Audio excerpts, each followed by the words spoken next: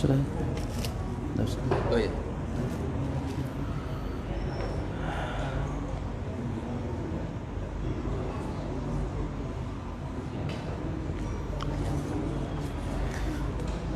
Assalamualaikum warahmatullahi wabarakatuh.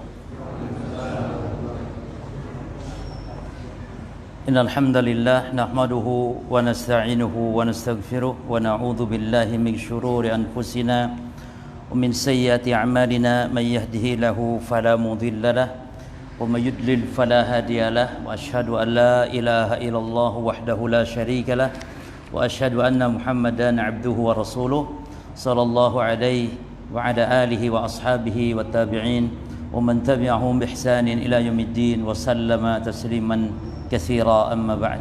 Ikhwani fid din wa akhwati fillah rahimani wa rahimakumullah. Kita melanjutkan di pembahasan akidah ahli sunnah tentang tauhid rububiyah. Pada pembahasan yang lalu telah kita jelaskan tentang pembagian tauhid, bahwa pembagian tauhid itu ditinjau dari dua tinjauan. Yang pertama tinjauan yang berkaitan dengan Allah, yang kedua tinjauan yang berkaitan dengan hamba. Tauhid jika ditinjau yang ada kaitannya dengan Allah adalah tauhid itu terbagi tiga, yaitu rububiyah, uluhiyah, asma wa sifat. Adapun tauhid jika ditinjau tinjauannya berkaitan dengan hamba, ini kewajiban kita sebagai hamba, sebagai orang yang bermuwahhid, orang yang bertauhid, maka tauhid terbagi dua, yaitu tauhid ilmi dan tauhid al-amal. Tauhid ilmu dan tauhid amal. Yang masuk kepada tauhid ilmu adalah tentang rububiyah Allah. Yang termasuk juga tauhid ilmu adalah asma wa sifat. Ini kewajiban kita, cukup ilmui, tetapkan, yakini saja. Adapun tauhid yang uluhiyah itulah yang tauhid amal, yakni dituntut kita untuk beramal, maka disebut tauhidul talab, tauhid tuntutan, atau tauhidul amal, atau tauhidul qasd, tauhid tujuan, yakni tujuan kita diciptakan untuk beribadah, beramal. Makanya dakwah para nabi dan rasul bukan dakwah tauhid yang rububiyah atau asma wa sifat. Para nabi dan rasul dalam dakwahnya adalah misi dakwah, inti dakwah para nabi dan rasul adalah tauhid al-ibadah atau tauhid al-uluhiyah. Dan itulah hakikat tauhid para jemaah. Jadi kalau disebut tauhid, dakwah tauhid, tauhid yang menyelamatkan dunia akhirat, maksudnya tauhid ibadah atau tauhid uluhiyah. Karena yang disebutkan keutamaan tauhid, keutamaan tauhid di dunia, keutamaan tauhid di akhirat, itu berbicara tentang tauhid ibadah, bukan tauhid rububiyah. Maka kita wajib meyakini bahwasanya para nabi dan rasul tidak diutus ke dunia untuk mendakwakan tauhid rububiyah, tidak, tapi untuk mendakwakan tauhid ibadah. Walaqad ba'atsna fi kulli ummatin rasulan an i'budullaha wajtanibut taghut. Itu dasarnya. Dan tidaklah kami utus pada setiap umat kecuali diutus seorang rasul yang misi dakwahnya an i'budullaha wajtanibut taghut. Semua nabi dan rasul dari mulai Nabi Nuh, terus Nabi Hud, Nabi Syuaib dalam surah Al-A'raf, apa kata Nabi Nuh? Wa id qala Nuh liqaumihi ya qaumi ibudullah ma lakum min ilahin ghairuh. Ketika Nuh berkata kepada kaumnya, ya kaumku, apa kata Nabi Nuh? Ya qaumi ibudullah, bertauhidlah kepada Allah, ma lakum min ilahin ghairuh. Tidak ada bagi kalian ilah, tidak ada kalian zat yang wajib diibadahi dengan benar kecuali Allah. Itulah dakwah para nabi dan para rasul. Taib. Jadi pembagian tauhid ditinjau dari berapa tinjauan? Dua. Jadi jangan langsung ngomong tiga, enggak, dua dulu tinjauan. Lalu tinjauan berkaitan dengan Allah ada tiga macam tauhid. Adapun tinjauan hamba, maka yakni ditinjau dari muwahhidnya, maka tauhid terbagi dua, ilmu dan amal. Tapi yang maksud ilmu di situ tauhid rububiyah dan asma wa sifat, sementara tauhid amal adalah tauhid ibadah. Pada pembahasan yang lalu kita telah baca yakni akidah ahli sunnah wal jamaah tentang tauhid rububiyah itu adalah bahwasanya Allah subhanahu wa ta'ala wahdahu mutafarridun bil khalqi wal mulki wat tadbir. Bahwasanya Allah subhanahu wa ta'ala itu hanya satu-satunya yang mencipta, satu-satunya yang menguasai, dan satu-satunya yang mengatur. Nah, mu'allif membawakan dalil, ya, membawakan dalil di dalam beberapa ayat Al-Quran. Yang pertama di surah Al-A'raf ayat yang ke berapa itu? 54 ya. Allah mengatakan inna rabbakumullah. Perhatikan pada lafaz inna rabbakum Allah. Sesungguhnya Rabb kalian itu adalah Allah. Nah, di sini kita dapat faedah. Apa faedahnya? Faedahnya adalah penggabungan antara rububiyah dan uluhiyah di sini. Yaitu Allah Subhanahu wa taala berdalil tentang tauhid al-uluhiyah dengan ar-rububiyah. Rabbakum ini rububiyah. Allahu ini uluhiyah. Digabungkan oleh Allah Subhanahu wa taala. Dan ini menunjukkan bahwa yang berhak diibadahi itu adalah harus Rabb yang telah menciptakan, yang telah menguasai, dan yang telah mengatur. Jadi tidak boleh kita beribadah kepada yang bukan Rabb, bukan yang telah menciptakan, bukan yang menguasai, bukan yang mengatur. Yaitu siapa? Makhluk. Baik, belum mungkin ada pertanyaan sekarang pada pembahasan yang lalu telah kita singgung.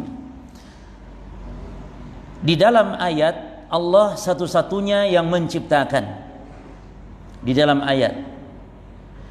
Tapi juga di dalam ayat yang lain ada keterangan bahwa makhluk pun mencipta. Di antara buktinya adalah ketika Allah berfirman bahwasanya Allah itu ahsanul khaliqin. Apa artinya ahsanul khaliqin? Allah itu pencipta yang paling baik di antara para pencipta. Siapa di situ para? Siapa maksud para pencipta di situ? Hah? Allah yang paling baik di antara para pencipta. Siapa para pencipta di situ maksudnya? Hah? Makhluk. Jadi Allah itu paling baik penciptanya di antara para itu artinya ya makhluk-makhluk yang mencipta. Allah yang paling baik. Dalam ayat itu ditetapkan bahwa makhluk pun mencipta. Lalu bagaimana kita mengkompromikan dengan ayat seolah-olah hanya Allah yang mencipta? Dan itu memang akidah kita ahli sunnah tentang rububiyah. Allah satu-satunya yang menciptakan. Maka jawabannya para jemaah, dan ini sebuah kaidah terhadap yang lain, seperti Allah menguasai, hanya Allah yang menguasai, hanya Allah yang merajai, tapi buktinya makhluk pun banyak yang jadi raja. Maka kaidahnya bahwa penciptaan Allah maknanya adalah al-ijad. Allah disebut mencipta itu maknanya mengadakan yang dulunya tidak ada.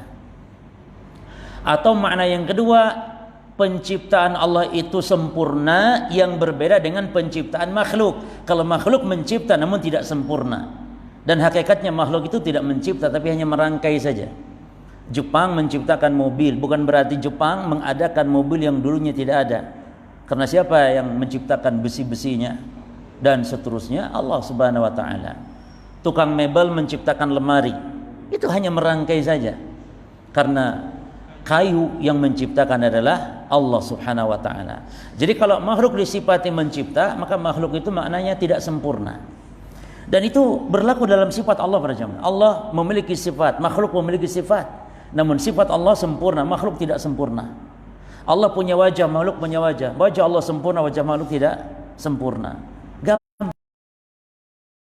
Kalau ada pensifatan yang ditujukan kepada Allah dan juga ditujukan kepada selain Allah dari makhluknya.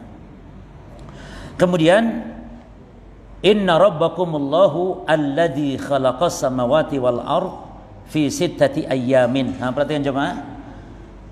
Rabb kalian adalah Allah yang menciptakan langit dan bumi Berarti maknanya zat yang berhak diibadahi itu adalah yang telah menciptakan langit dan bumi. Di situ digabungkan oleh Allah antara rububiyah dan uluhiyah. Dan ini faedahnya untuk menegakkan hujah kepada orang-orang musyrikin yang mereka mengakui yang menciptakan, menghidupkan, mematikan Allah, namun mereka tidak mengesahkan, tidak mentauhidkan Allah dalam beribadah. Sehingga oleh Allah digabungkan di sini, inna rabbakumul Allah. Dalam 6 hari menciptakan langit bumi, dalam 6 hari. Yang dimaksud 6 hari adalah hari-hari dunia yang kita ketahui. Dan dalam hadis-hadis dikatakan, dalam kitab-kitab tafsir juga disebutkan, hari-hari yang dimaksud dimulai dari hari Ahad, lalu hari Sulasa, hari Itsnain, hari Sulasa, hari Arba'a, hari Al-Khamis, sampai hari Al-Jumu'ah. Jumat itu hari terakhir Allah menciptakan, dan makhluk yang Allah ciptakan terakhir adalah Nabi Adam alaihi salam, hari Jumat ba'da asar, makhluk yang paling baru.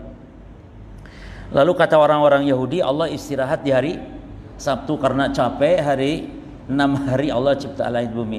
Dan Allah bantah jemaah, wa ma massana min, Allah bantah, wa ma massana min lughub, dan kami, kata Allah, tidak ditimpa capek letih sebagaimana kata orang-orang Yahudi. Jadi subhanallah, Allah itu di sini menunjukkan, menjelaskan, membantah kebatilannya. Jadi kebatilan itu nggak boleh dibiarkan. Ketika orang Yahudi mengucapkan perkataan yang batil, Allah bantah. Ketika orang Yahudi mengatakan Allah itu yakni fakir, katanya Allah miskin. Karena apa? Karena Allah meminta pinjaman kepada makhluk. Kata Allah, "Wa man yuqridullahu qardan hasana." Siapa yang memberi pinjaman kepada Allah dengan pinjaman yang baik. Allah berkata begitu. Kata orang Yahudi, berarti Allah itu fakir karena butuh pinjaman kepada makhluk. Dalam ayat yang lain ketika Allah mengatakan, atau ketika Allah subhanahu wa ta'ala membuat si fulan kaya tapi si Alan miskin, si Ja'far kaya, si Muhammad miskin, dan seterusnya, kok tidak sama semua, ya, berarti menunjukkan Allah ini bakhil gitu, pelit. Kalau Allah itu maha kaya dan maha dermawan, harusnya semua dikasih kaya rata. Kenapa si Ja'far dikasih kaya, si Muhammad dikasih miskin? Kenapa si fulan dikasih kaya, si Alan dikasih miskin? Itu berarti Allah itu memang bakhil. Maka Allah bantah pula. Allah bantah, bal yadahu mabsutatani. Kata Allah tidak bakhil. Justru kedua tangan Allah terbentang. Nah, jadi menunjukkan kebatilan Allah tidak biarkan, tapi dibantahnya. Baik ya, jadi 6 hari. Kemudian summa stawa 'alal 'arsy. Lalu Allah beristiwa di atas arasy. Penyebutan istiwa di atas arasy, para jamaah sekalian, penyebutan Allah istiwa di atas arasy dalam Quran itu sebanyak 7 kali, 7 tempat. Yang 6 tempatnya itu Allah menyebutkan istiwa di atas aras setelah Allah menyebutkan penciptaan langit bumi. Summa, kemudian setelah ciptakan langit bumi dalam 6 hari, summa. Ini kita mengambil faedah bahwa Allah istiwanya itu setelah Allah menciptakan langit bumi. Sebelum Allah ciptakan langit bumi, Allah belum beristiwa di atas aras. Cuman satu ayat yang tidak menyebutkan, yaitu di surah Thaha. Jadi yang 6 tempat menyebutkan Allah beristiwa setelah ciptakan langit bumi. Di satu tempat itu di surah Thaha Allah menyebutkan Ar-Rahmanu 'alal 'arsy istawa. Di surah Thaha ini Allah tidak menyebutkan, tapi di 6 tempat seperti salah satunya surah Al-A'raf, Allah menyebutkan setelah Allah menciptakan langit bumi pada 6 hari kemudian beristiwa di atas arasy. Dan nanti akan kita bahas tentang sifat-sifat Allah di pembahasan tauhid asma' sifat. Apa itu makna istiwa dan apa syubhat-syubhat orang yang mentakwil istiwa dengan istaula serta bagaimana bantahannya. Karena sekarang kita tidak membicarakan asma' sifat tapi membicarakan rububiyah Allah. Terus yughshil lailan nahar. Allah Subhanahu wa taala menutupkan malam kepada siang, yatlubu hasisan, yang mengikutinya dia dengan cepat. Kemudian wasyamsa wal qamara wan nujum musakhkharatin bi amri, sementara matahari, sementara bulan, bintang-bintang itu tunduk atas perintah atau dengan perintah Allah. Ala, perhatikan, yang menjadi syahid pada pembahasan kita ini adalah lafaz ini. Antum garis bawah kalau yang punya kitabnya. Ala lahul khalqu wal amru. Ala lahul khalqu wal amru. Jadi inna rabbakumullah dan seterusnya, bukan itu. Tapi ini loh, ala lahul khalqu wal amru, yang menjadi titik pembahasan kita. Ketahuilah, lahul khalqu wal amru, hanya milik Allah lah al-khalqu, penciptaan, wal amru, dan perkara atau perintah. Lalu Allah menutup ayat, tabarakallahu rabbul alamin, maha suci Allah Rabb semesta alam. Nah, yang kita kaji sekarang sedikit, ala lahul khalqu wal amr. Ketahuilah, ala itu kata tanbih dan tadkir, kata yang menunjukkan peringatan.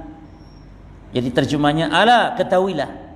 Dalam bahasa Arab kalau ada kata-kata, kalimat yang didahului dengan ala, ini menunjukkan perkara itu penting. Ala, jadi ketahuilah, perhatian, ala. Lalu lahul khalqu wal amru. Nah, yang menarik di sini, lahu sebagai objek itu didahulukan. Harusnya susunan awalnya itu pada asalnya susunannya adalah al khalqu wal amru lahu. Tapi ketika lahunya didahulukan, ini tidak sembarangan. Dalam ilmu balaghah bahasa Arab, jadi banyak ilmu bahasa Arab itu jemaah. Ilmu yang mendasar sekali ya ilmu nahwu sharaf. Di atas nahwu sharaf itu ada ilmu mantik, itu balaghah, ilmu badi. Ya. Nah, dalam ilmu balaghah dipelajari hal seperti ini. Yani ketika lahu al-khalqu wal amru, lahu objek didahulukan, itu berfaedah pembatasan atau pengkhususan. Maka menerjemahkannya itu tidak boleh keliru. Sehingga terjemahnya adalah hanya milik Allah lah. Jangan milik Allah penciptaan, jangan, tapi pakai hanya milik Allah lah penciptaan. Ini satu saja Allah, zat yang telah menciptakan langit, bumi, alam semesta ini. Karena ada apa tadi? Dari mana kita tahu satu-satunya Allah yang mencipta dalam lafaz ini? Sesuai kaidah tadi, dalam kaidah lugawiyah, kaidah balaghiyah, kaidah ilmu balaghah, yaitu taqdimu ma haqqahu ta'khir yufidul hasra. Taqdimu ma haqqahu ta'khir yufidul hasra. Takdim, mendahulukan yang seharusnya diakhirkan, yufidul hasra, berfaedah pembatasan. Berfaedah apa? Pembatasan. Baik. Jadi ayat ini menunjukkan Allah lah satu-satunya zat yang menciptakan. Terus wa qala ta'ala, dan Allah Ta'ala berfirman, in lillahi mulkus samawati wal ard. Sama ini lillahi didahulukan. Harusnya mulkus samawati wal ardi lillah, tapi lillahnya didahulukan sama kaidahnya tadi. Ya, ini terjemahnya hanya milik Allah lah mulkus samawati wal ard, kepemilikan kerajaan langit dan bumi. Yakhluqu ma yasha'u, Allah menciptakan apa yang Allah kehendaki. Mana syahid di sini? Mana wajud dilalah di sini segi penilaian terhadap pembahasan kita bahwa tauhid rububiyah adalah mengesahkan Allah dalam tiga hal: penciptaan, penguasaan atau pemilik kerajaan, dan pengaturan. Ini dia, lahul mulkus samawati wal ard, hanya milik Allah mulku, kerajaan langit dan bumi. Baik. Kemudian muallif mengatakan wa hadha tauhid huwa al-musamma bi tauhid rububiyah. Ya. Dan tauhid ini dinamakan tauhid ar-rububiyah. Apa ada judulnya di antum ya? Ada judulnya. Al-musyrikuna ya lahum lam Naam. Al-musyrikuna lam. Kalau di kitab yang terbitan ini, ikhwan, itu judulnya ndak ada. Maka yang bagus punya antum itu. Di ini judulnya itu enggak ditulis gitu. Apa judulnya?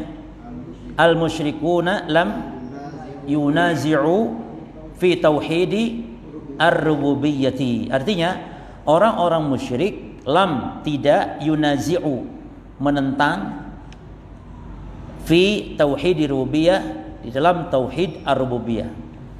Jadi orang-orang musyrik tidak menentang atau tidak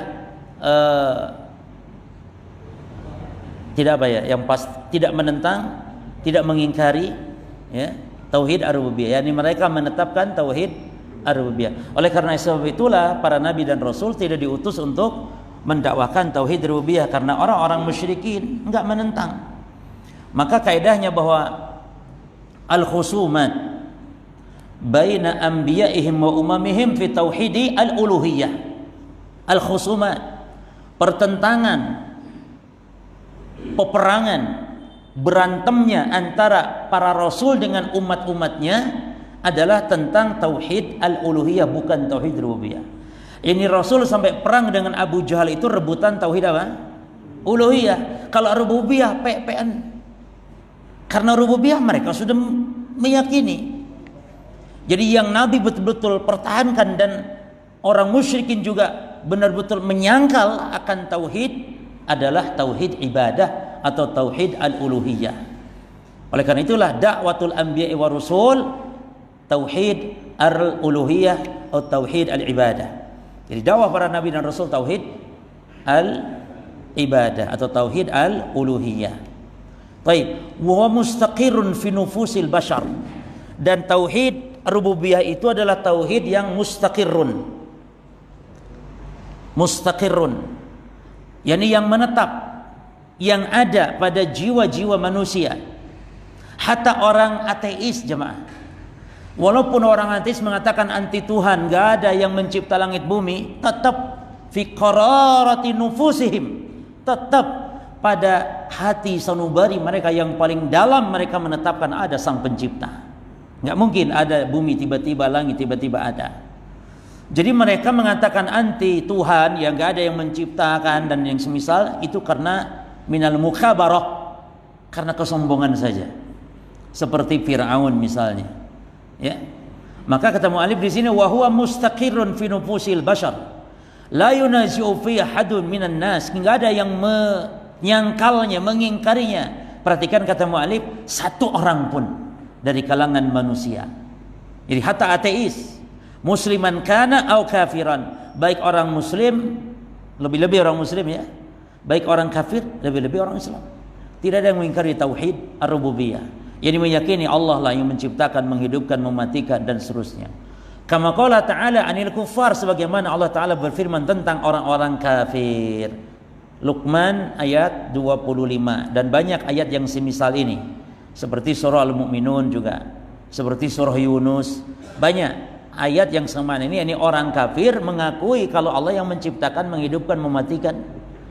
Allah mengatakan wala in sa'altahum, jika mereka tanya wahai Muhammad olehmu, jika engkau tanya mereka orang-orang musyrikin, man khalaqas samawati wal ard, siapa yang menciptakan langit dan bumi? Mereka la yaqulunallah, mereka akan mengatakan Allah. Ya, wa sakhara syamsa wal qamar, siapa yang menundukkan matahari dan bulan? La yaqulunallah, mereka akan mengatakan pasti. Di sini ada nun taukid, la yaqulunna, nun taukid. Jadi yang harus kita terjemahkan pasti.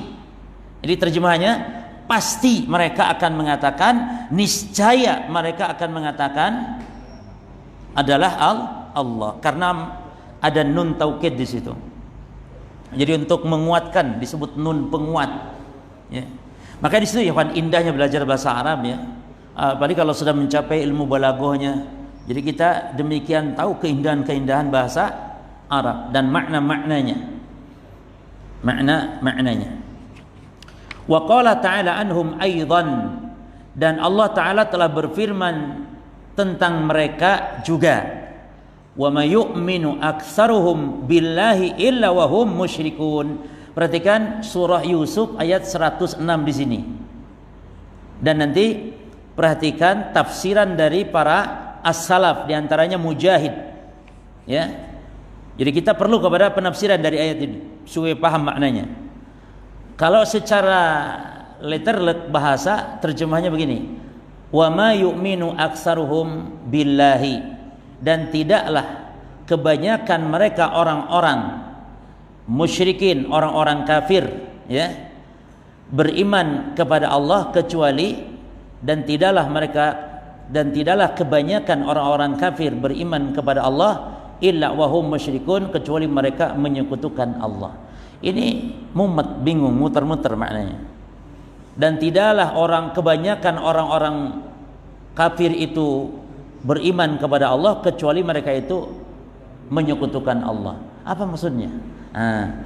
Jadi yang dimaksud di sini, dalil ini pun ikhwan, surah Yusuf ini ayat 106 menunjukkan kalau orang-orang musyrikin itu bertauhid kepada Allah, tapi tauhidnya tauhid rububiyah. Lihat tafsirannya di sini. Mujahid berkata, qala Mujahid rahimahullah, imanuhum, ya, iman mereka, yani wa ma yu'minu, dan tidaklah kebanyakan mereka itu beriman, yani mereka itu beriman, illa, namun iman mereka itu dicampur dengan kesyirikan. Itu makna yang benar sekarang. Karena imanuhum yakni qauluhum, apa maksud iman mereka di sini? Iman mereka di sini maknanya qauluhum Allah khaliquna. Yani iman mereka itu maksudnya ucapan mereka Allah yang menciptakan kita. Yani iman mereka itu maksudnya rububiyah Allah. Iman kepada Allah lah yang menciptakan, wa yarzuquna, Allah yang memberi rezeki kepada kita, wa yumituna, Allah yang mematikan kita. Itu maksud iman mereka disebut dalam ayat. Sehingga terjemahan ayat, perhatikan ikhwan, terjemahan ayat adalah wa may yu'minu aktsaruhum billahi ila wa hum musyrikun, dan orang-orang musyrik kebanyakan mereka itu beriman kepada Allah dalam rububiyah, beriman dalam rububiyah, namun mereka itu syirik dalam uluhiyah. Itu maksudnya. Berarti ayat ini menegaskan bahwa orang-orang musyrikin bertauhid, namun tauhidnya rububiyah, dan tauhid rububiyah saja tidak menjadikan dia sebagai seorang muslim. Maka dia sering kalau kita katakan orang musyrik bertauhid namun tauhid rububiyah, apa kata sebagian saudara kita kaum muslimin? Wahabi itu katanya mengiman-imankan orang kafir, memusyrik-musyrikan orang Islam. Kalau orang Islam dikit-dikit kafir, kafir, musyrik, musyrik, tapi orang musyrik dikatakan bertauhid katanya. Ya, kalau tidak ngaji seperti ini ya mesti seperti itu. Padahal maksud kita tauhidnya orang musyrikin, tauhid apa? Rububiyah yang tidak bermanfaat sama sekali. Makanya perhatikan jemaah, kalau ada orang kafir masuk Islam lalu menetapkan tauhid rububiyah, maka tidak sah Islamnya. Dia tetap kafir, bukan muslim. Jadi kalau ada orang kafir masuk Islam, haruslah dia menetapkan tauhid uluhiyah. Seandainya ada orang Hindu masuk Islam dan dia mengatakan, aku bersaksi bahwa tidak ada yang menciptakan langit bumi kecuali Allah, nggak sah masuk Islamnya. Tapi kalau dia mengatakan, aku bersaksi bahwa tidak ada sesembahan yang benar untuk disembah, diibadahi kecuali Allah, sah Islamnya. Karena dia menetapkan tauhid apa? Uluhiyah. Itu loh maksudnya. Bukan berarti katanya orang Wahabi itu Islamkan orang musyrik, memusyrik-musyrikan orang Islam. Lah, siapa yang memusyrik-musyrikan? Kita juga bahkan tidak boleh sembarangan mengkafir-kafirkan. Ini sekarang ini lagi viral jemaah. Terutama sejak pemerintah sekarang membuat kebijakan-kebijakan yang memang mungkin banyak merugikan rakyat. Namun banyak sekarang ini ya saudara-saudara kita yang nampak sudah ngaji juga, ada yang berani sampai mengkafirkan Pak Jokowi, kafir. Padahal sudah ngaji loh. Atau minimal ditanya, negara ini negara tauhid katanya. Taib sekarang Pak Jokowi kafir tidak? Ya pokoknya jadi tidak ngomong kafir tapi muter-muter. Bagaimana orang yang menghalalkan hukum selain hukum Allah kafir tidak? Enggak, Pak Jokowi kafir tidak? Enggak mau jawab. Tapi dia keyakinannya kafir, namun tidak berani ngomong. Tapi keyakinannya kafir. Ini tetap takfiri walaupun dalam keyakinan. Walaupun tidak ngomong. Kalau kita berkeyakinan Jokowi kafir, berarti jamaah sekalian sah dia memiliki pemahaman takfir secara ta'yin, secara muayyan. Karena mengkafirkan personal itu butuh kepada syurut, syarat-syarat, dan tidak boleh adanya mawani', tidak boleh adanya penghalang-penghalang. Jadi ini pembahasannya beda.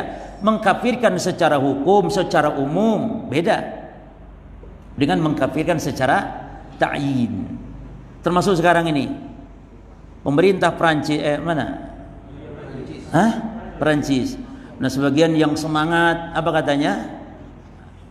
Sebagian yang semangat bunuh saja katanya. Siapapun dapatin orang itu bunuh misalnya.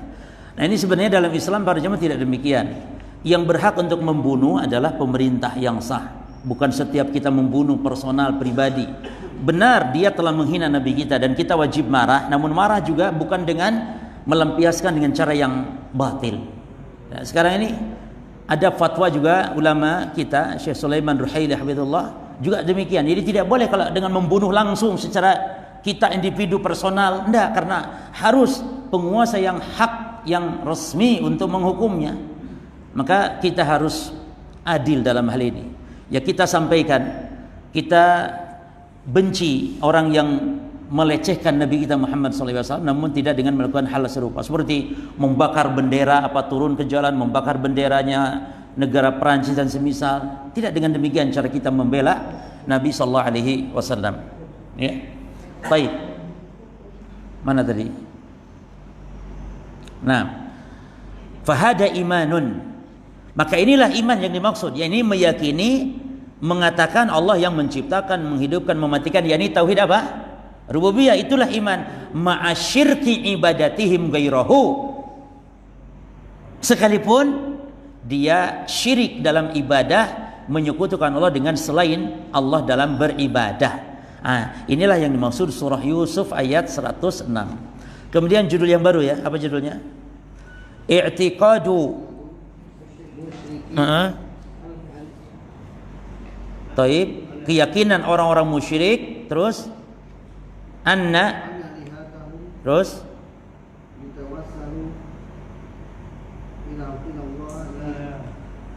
la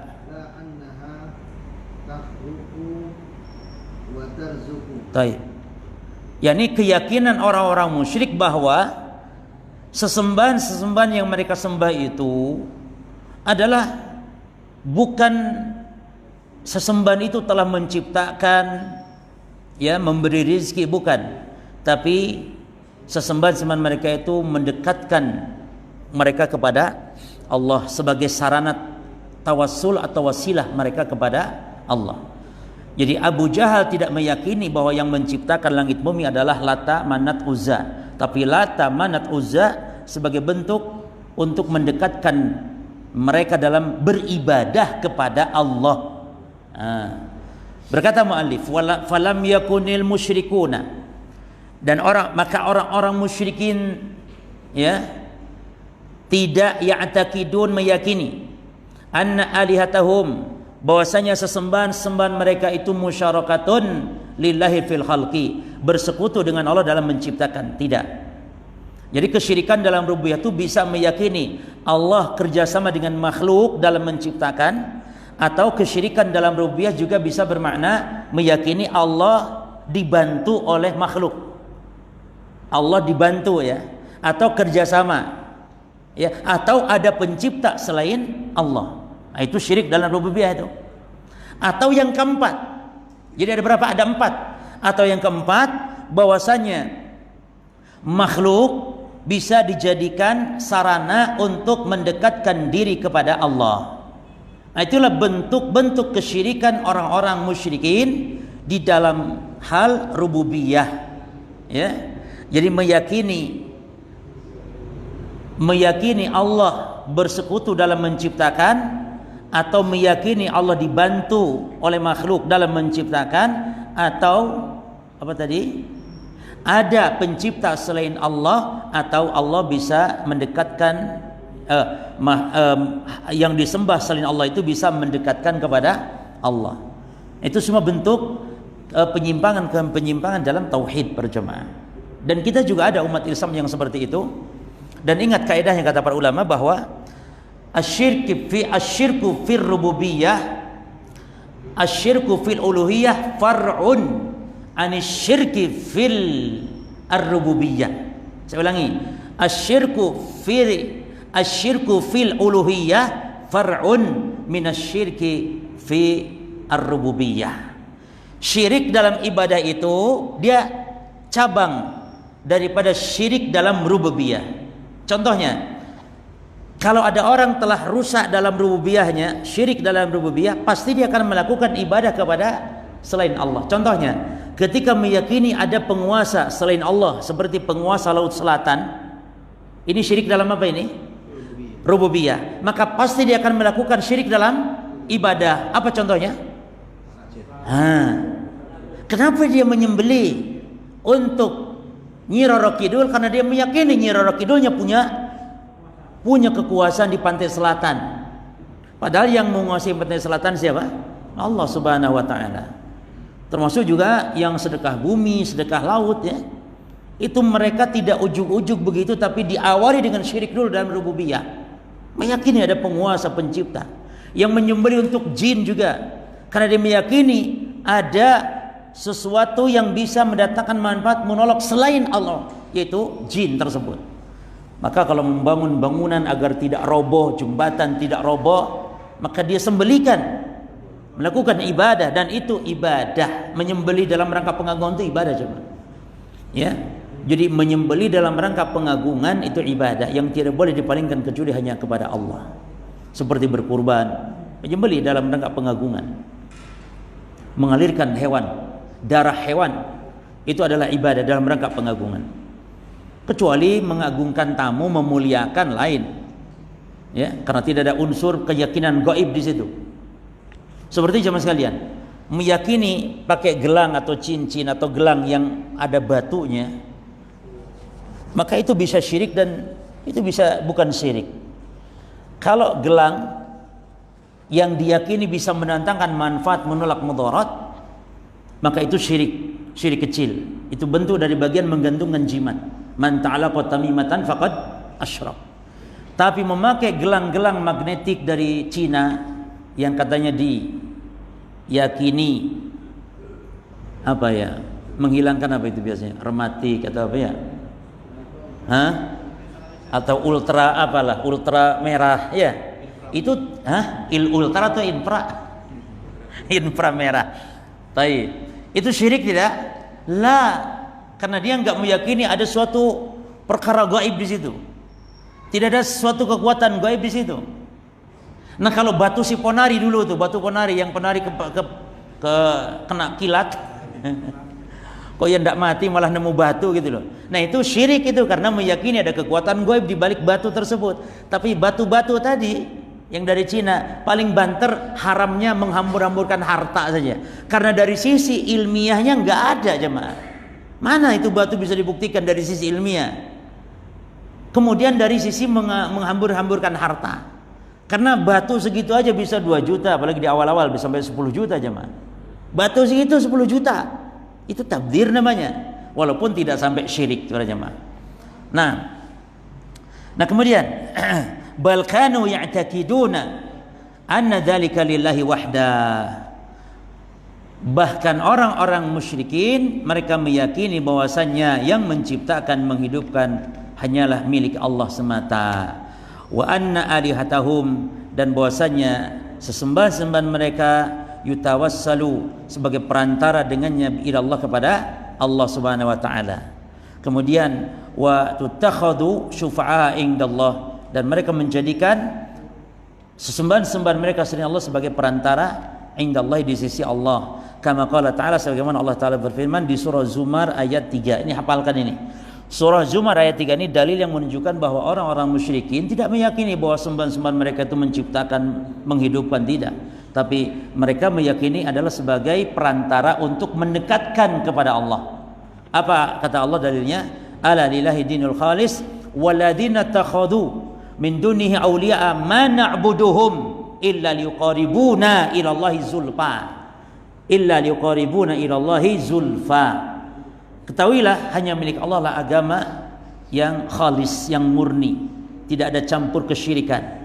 Dan orang-orang yang menjadikan selain Allah sebagai wali, sebagai pelindung, sebagai sesembahan, mana'buduhum, mereka mengatakan kami tidak menyembah mereka. Lihat, Abu Jahal dan yang semisal mengatakan kami enggak nyembah mereka.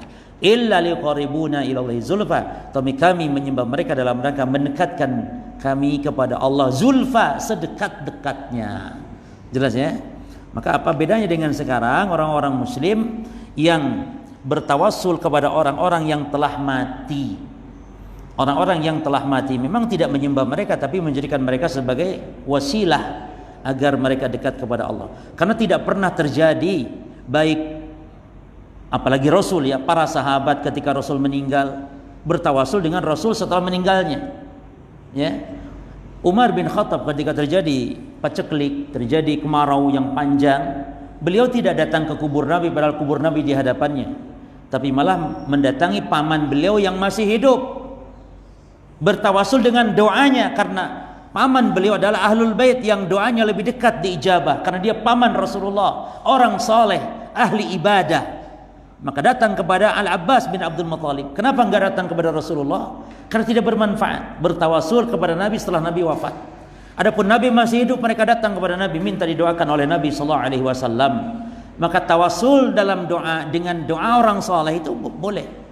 Ya, boleh. Namun kurang afdol jemaah.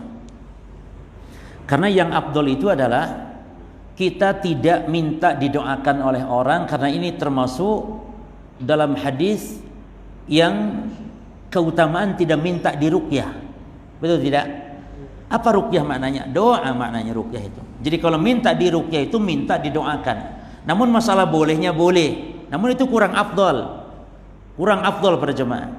Yang afdol itu adalah kita berdoa sendiri. Namun barangkali seseorang sangat hajat, butuh dengan sesuatu yang ingin dia diijabah oleh Allah dan dia merasa kurang pede, maka boleh dia datang kepada orang saleh, bukan kepada ustadz, kepada orang saleh walaupun bukan ustadz, minta didoakan. Nampak orang ini rajin ibadahnya, nampak secara zahirnya saleh, boleh kita minta. Ya, sebagaimana Umar bin Al-Khattab diperintah Nabi, ya, kalau ketemu Uwais Al-Qarni untuk minta didoakan. Padahal mana yang mulia antara Uwais Al-Qarni dan Umar bin Khattab? Umar bin Khattab lebih mulia. Namun karena Uwais memiliki keistimewaan, itu doa-doanya mustajab karena dia termasuk di antara seorang tabi'in yang sangat berbakti kepada ibunya. Ini luar biasa ya, bakti kepada seorang ibu. Nah, di antaranya di ijabah doa-doa kita. Salat langsung ya.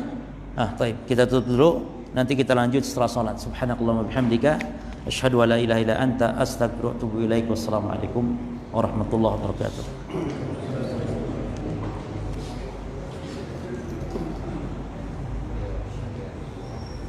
Bisa di pause nggak? Nggak bisa. Kalau di pause nggak bisa tak? Kalau live nggak bisa. Baik.